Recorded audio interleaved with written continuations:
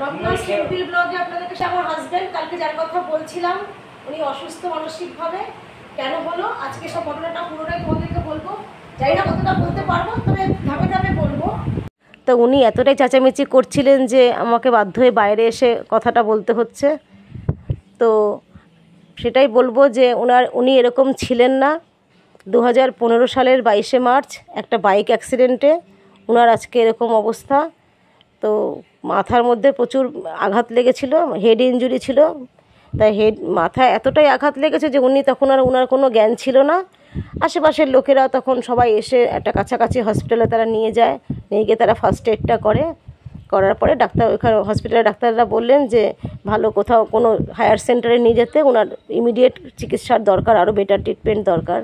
তো আমি সেখানে নিয়ে গিয়ে সেখানে তো কোনো জ্ঞান ছিল না, কোনো নিজের নামধাম কিছুই সে বলতে পারেনি। তারপরে তো আমরা গিয়ে সব ব্যবস্থা করলাম।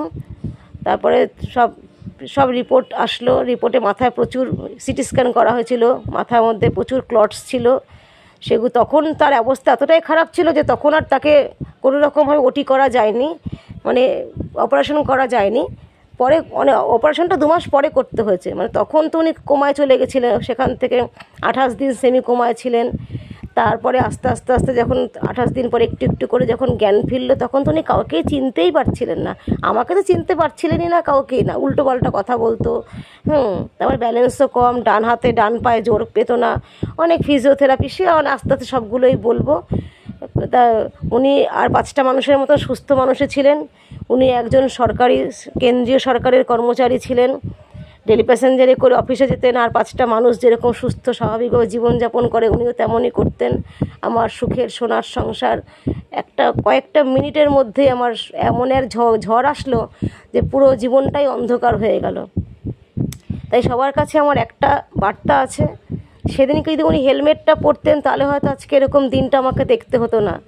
তার জন্য সবার কাছে একটাই অনুরোধ, নিজের জন্য, পরিবারের জন্য হেলমেটটা অবশ্যই পরবেন। নিজেও ভালো থাকুন, পরিবারকেও ভালো রাখুন।